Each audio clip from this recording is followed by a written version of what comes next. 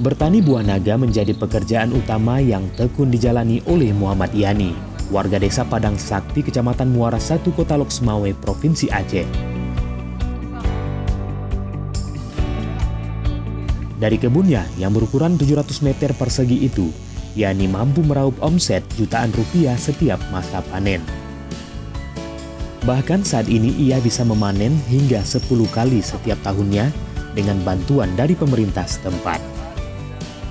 Bertani buah naga yang memiliki banyak manfaatnya untuk kesehatan ini telah digeluti Yani sejak tahun 2015.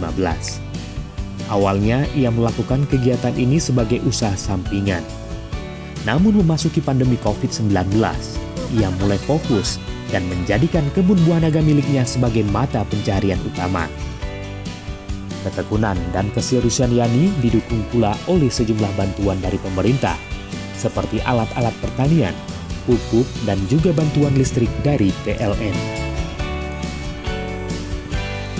Dari lahan seluas 700 meter persegi, saat ini ia berhasil memanen hingga 300 kg lebih buah naga setiap masa panen.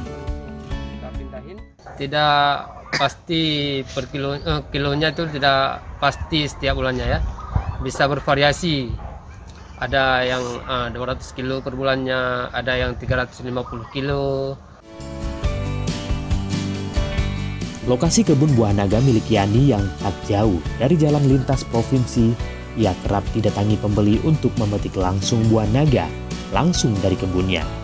Bahkan seringkali kebun buah naga tersebut menjadi tempat wisata.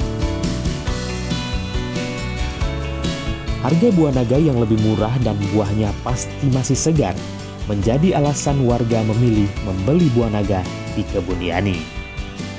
Selain di kebun buah naga ini juga bisa dijadikan ajang wisata dan menjadi edukasi bagi anak-anak. Sebagai penduduk Kota Loksmawe, ini merupakan ajang wisata dan beli buah agak murah ya, karena yang pertama harganya lebih murah daripada di pasaran karena langsung di kebun. Yang kedua lebih segar, yang ketiga anak-anak pun bisa melihat bahwa dengan bertani pun kita bisa hidup.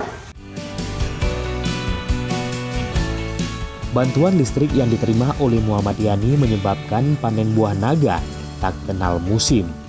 Hal ini karena adanya pencahayaan yang cukup meski cuaca sedang musim hujan. Dari Loksmawe, Tim Liputan Aceh Video.